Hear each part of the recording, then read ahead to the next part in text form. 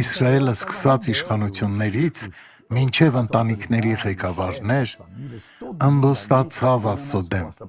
Նրանք բոլորը երես դարձրին նրանից։ Երեմիա 17:4-ում գրված է.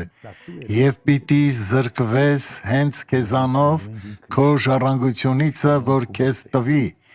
և քեզ ծառայեցնելու եմ քո թշնամիներին։ Մի այնպիսի երկրում, որ դու չգիտեիր, որովհետև